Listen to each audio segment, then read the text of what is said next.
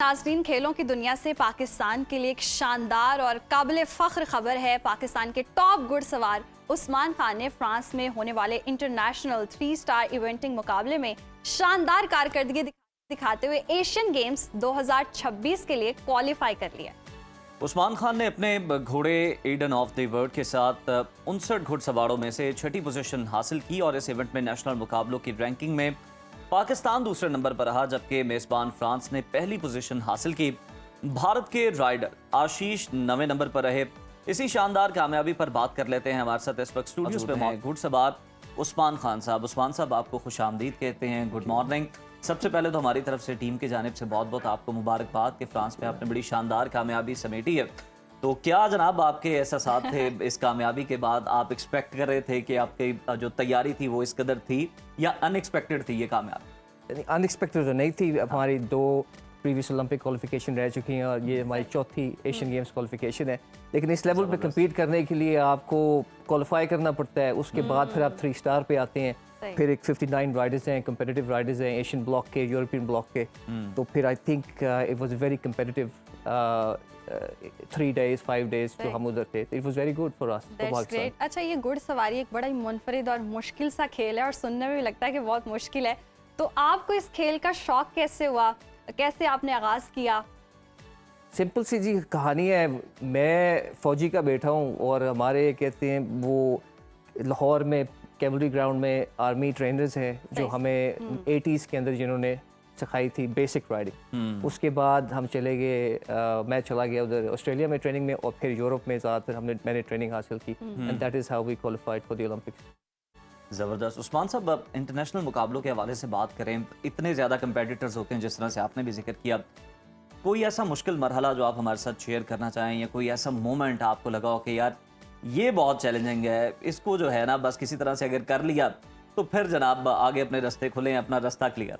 इस इवेंट जो लिंगवे फ्रांस में, जो साउथ फ्रांस में इवेंट था, उसमें आई थिंक मेरे लिए जो कंपेटिटिव मोमेंट थी कि हमारा जो आर्च राइवल है उसके साथ हमारा बड़ा तकड़ा मुकाबला था। वो पहले दिन लीड कर रहे थे आधे पॉइंट से या 1.5 पॉइंट से, और दूसरे दिन पाकिस्तान पीछे से आया, क्रॉस कंट्री में क्लियर राउंड किया, और तीसरे दिन we were neck to neck basically. तो वो पहले गया शो जंपिंग करने के लिए, उसके बाद फिर मैं आया हूँ, उसने क्लियर राउंड किया तो वो सारा प्रेशर मेरे पे पड़ गया। तो मैं आया हूँ तो फिर मैंने क्लियर राउंड किया and then Pakistan was on top अल्हम्दुलिल्लाह।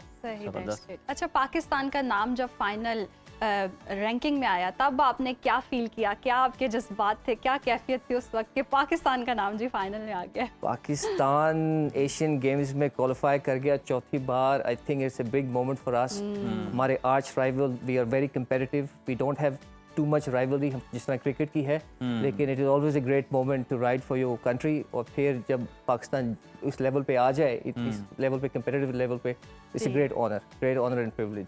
बिल्कुल। अच्छा उस्मान, अपने घोड़े के बारे में हमें ज़रा कुछ बताएं, क्योंकि घुड़सवार के साथ साथ घोड़ा भी बड़ा इंपॉर्टेंट होता है। तो उसने इस कामयाबी में कितना जो है वो किरदार अदा किया, आपका साथ किस तरह से निभाया उसने, और किस तरह से आपने उसको ट्रेन किया इस चीज़ के लिए? सारा जी घोड़े का कमाल है। ये दिन तो मैं तो वैसे ही बैठ के झूठा लेता रहता हूँ लेकिन आप अंदाज़ा लगाएं कि हमने घोड़ा 2022 में खरीदा था पेरिस ओलंपिक्स के लिए। इसने फिर पेरिस ओलंपिक्स के लिए क्वालिफाई किया। फिर हम इसको एशियन गेम्स के लिए रन कर रहे हैं। तो इंशाल्लाह ये किस नस्ल का है और आपने कहाँ से बाय किया? ये French horse, Celtic Francis breed है। ठीक है। और एक्सक्लूसिवली फ्रांस से लिया था, पेरिस से लिया था। अच्छा, जिस मतलब जो आप मुकाबले में हिस्सा लेते हैं जब, तो ये अपना ही बाय किया हुआ घोड़ा होता है? हाँ जी, हाँ जी, ये हमारी अपनी परचेज पावर है। बाकी जो मिडिल ईस्टर्न कंट्रीज हैं उनकी फेडरेशन ओन करती हैं, ये हमारा अपना है।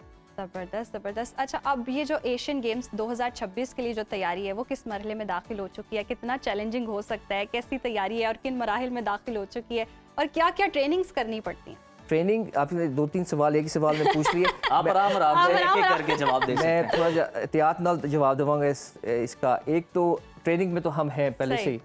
तो मैं इधर आया 5 दिन के लिए to let the government know कि हमने क्वालिफाई कर लिया है। अब आपको रिसोर्सेज हमें जमा करने हैं 2026 के ओलंपिक्स गेम्स में जाने के लिए। So then I go back on Wednesday, resume the training, और अगले 7-8 महीने जो हमारे टाइम फ्रेम है हम उसमें दोबारा obviously will go back in the circuit. और वो ईडन को बेसिकली वी विल, उसका अरबिक नेम असल में मिराज है। मिराज है अरबिक फ्रेंच नेम का, उसका जो दूसरा वर्जन है वो मिराज है। And we will train for the next 8-10 months to get to Tokyo. क्योंकि हमें घोड़ा फ्रांस से टोक्यो लेके जाना है और ये जहाज़ में जाएगा, इसमें एक पैलेट होगा, उसमें ऐसे it's a long trip, it's very expensive trip, 1.5-2 lakh कहीं नहीं गए। मतलब घोड़ा और भी उसके सफर बाद कुछ करता है अर्सा जहाज में। जेट लैग तो नहीं रहता घोड़े को भी? अच्छा, आपने बड़ी अच्छी बात की है, ये बबल टू बबल ट्रैवल है। तो एक 3 हफ्ते पहले घोड़ा आता है एयरपोर्ट के ऊपर, उसको क्वारंटीन में रखते हैं, फिर वो लैंड करता है, उसको 3 हफ्ते वहाँ रखते हैं, फिर जब वो फ्लाई आउट करता है 3 हफ्ते, फिर 3 हफ्ते।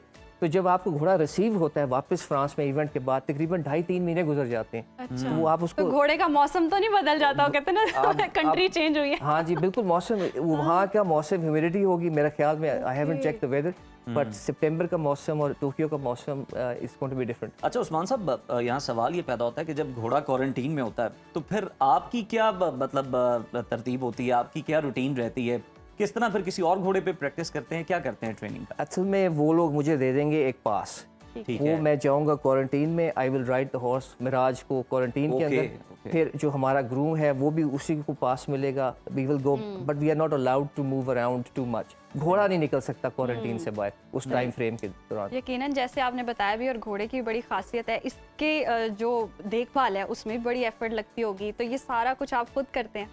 फिलहाल खुद करता हूँ, कुछ हेल्प है, इवेंट्स में जाते हैं, कुछ हमारे साथ ग्रूम्स जाते हैं, कोच जाता है, लेकिन जब इंशाल्लाह हम जाएंगे टोक्यो तो वहाँ हमारे साथ ग्रूम, कोच और एक स्टाफ मेंबर होगा फेडरेशन की तरफ से। अच्छा उस्मान साहब, ये भी ज़रा हमारे देखने वालों को समझा दें कि इनकी जो हम देखते हैं कि मुख्तलिफ किस्म के खेल होते हैं, नेज़ाबाजी है वो भी की जाती है घुड़सवारी पे, और फिर जनाब घोड़ों की रेस भी होती है, टेंट पेगिंग और फिर उसके अलावा जनाब एक फॉर्म ये भी है।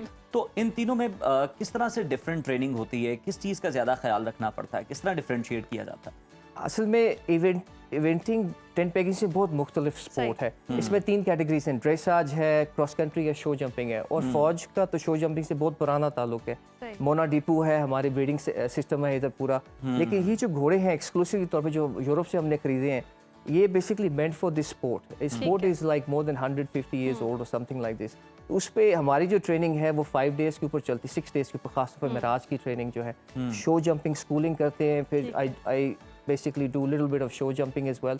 फिर क्रॉस कंट्री गैलप वर्क करते हैं, इंक्रीमेंटल लोड हार्ट पे डालते हैं, जिस तरह आप अच्छे खासे फिट इंसान लग रहे हैं मुझे, तो ट्रेडमिल के ऊपर इंक्रीमेंटल लोड डाल के, घोड़े का भी यही चक्कर है, we measure the heart beat and then we actually make them look fit. जबरदस्त। Okay. अच्छा, ये तो आपने बता दिया कि घोड़े की फिटनेस, अपनी फिटनेस का भी ख्याल करना पड़ता है और घोड़े की भी। और घोड़े की क्या क्या ट्रेनिंग होती है, कितने दिन तक ट्रेनिंग चलती है कि घोड़ा भी सीख जाता है? भाई की तरह तो फिट नहीं हूँ लेकिन नहीं। लेकिन हमारा बहुत सुबह ज़बरदस्त फिट है माशाल्लाह। हमारा सुबह जिम सेशन, रात को जिम, शाम को जिम सेशन, घोड़े की सुबह की ट्रेनिंग और शाम को घोड़े की training. But at the end of the day हम 1.5 घंटे से ज़्यादा पूरे दिन में घोड़े को इस्तेमाल नहीं करते। सही। अगर मेरा शाम को ट्रेनिंग सेशन है तो वो फिर किसी और घोड़े के ऊपर होगा, ठीक है। लेकिन आई डू 2 or 3 अच्छा उस्मान साहब, ये तारीफ बराए तारीफ नहीं है, लेकिन माशाल्लाह जिस तरह से आपके मसल्स हैं, बड़ा ज़बरदस्त आपने अपना ख्याल रखा हुआ है। सर मैंने देखा जोकी जो है वो अपना वेट नहीं बढ़ने देते, जो रेस कर रहे होते हैं बाकायदा, तो वो कोशिश करते हैं कि बड़ा हमारा वजन जो है वो कम रहे। बड़े वो आप देखा होगा कि आपने बड़े थिक से होते हैं बेचारे, थिन से होते हैं। तो आप लोग जो है माशाल्लाह, आप में इस तरह की कोई लिमिटेशन है, कोई बाउंडेशन है कि जनाब आपने वेट इससे ज़्यादा नहीं बढ़ाना, वो घोड़े के लिए मसाइल हो जाएंगे, उसने भी जंप लगानी है भाई? ये बड़ा अच्छा सवाल है, क्योंकि जो आपने कहा ना जॉकी जो है, किसी ज़माने में मैं बहुत, मेरा टिड बाहर निकला हुआ था। अच्छा। आई वाज लाइक 95 kilos, तो आई रिड्यूस 10-15 किलो। जो जॉकी की आप बात करें ना, मैं किसी ज़माने में रेस ट्रैक पे भी था। अच्छा, ज़बरदस्त। काठी के साथ, सैडल के साथ, you should not be more than 50 kilos। तो काठी का जो वेट है वो होगा 1.5 किलो का होगा, और जॉकी का होगा 47 का। तो वो 48, 40 आजकल का मुझे रूल्स नहीं पता, लेकिन 50 किलो से नीचे ही इंटरनेशनल का, बाद में 55 भी हो जाता है।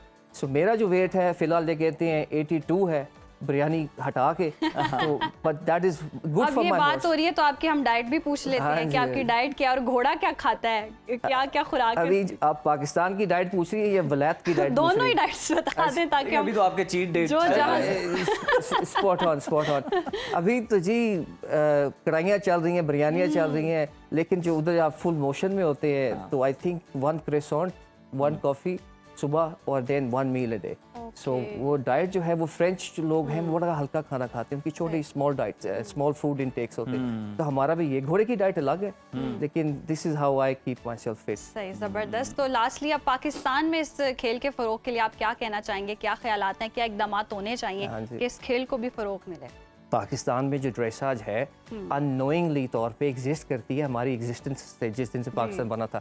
हम उसको ड्रेसाज नहीं कहते, हम उसको स्कूलिंग कहते हैं। पोलो की भी कर रहे हैं लड़के लड़कियां, नेज़ाबाजी की भी कर रहे हैं, स्कूलिंग करते हैं। सो आई थिंक ड्रेसाज की जो एंट्री है पाकिस्तान के अंदर वो आसान है, ईजी है। शो जंपिंग के भी स्कूल लेवल है, एचएसएन है, ये लोग कर रहे हैं। तो आई थिंक अगर हम इंटरनेशनल लेवल को यहाँ लाना है तो हमें FEI लेवल के ऊपर कॉम्पिटिशन्स यहाँ करने पड़ेंगे, जिसके ऊपर आप पाकिस्तान को प्रेजेंट करते हैं। बिल्कुल ठीक है। इस तरह के इवेंट्स यहाँ पर होंगे तो जनाब जो बेहतरीन टैलेंट है वो निकल कर सामने आएगा और फिर हम उसको जनाब इंटरनेशनली जो है वो अपॉर्चुनिटीज़ भी दे सकते हैं। बहुत शुक्रिया उस्मान साहब, और हमारी बहुत सारी बेस्ट विशेज़ हैं आपके लिए। तो नाजरीन, हुकूमत को भी चाहिए कि जनाब इस तरह के जो लोग यहाँ पर आएँ, जो हीरो पाकिस्तान के जब यहाँ पर आए तो इनका अब भरपूर तरीके से चले, भरपूर ना सही को बुला के अप्रिसिएशन दे दें, कोई कम से कम उन्हें भी हौसला हो, तसल्ली हो कि और प्रोग्राम में बुलाने का मकसद भी यही है कि इसकी जो है वो हमने बुलाने का मकसद यही है कि पायन तवज्जो करें।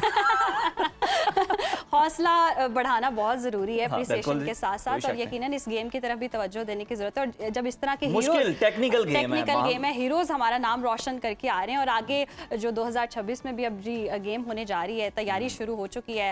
होप फॉर द बेस्ट के इसके लिए भी अब हम कोई ना कोई फतह आप भी सीखना चाह रही हैं तो बता दें। मुझे घुड़सवारी का ये सुनकर ही बहुत शौक हो रहा है, और मुझे लग रहा है घोड़ा लेकर नहीं, आपको इसलिए शौक हो रहा है कि उन्होंने कहा अंडर 50 होता है जो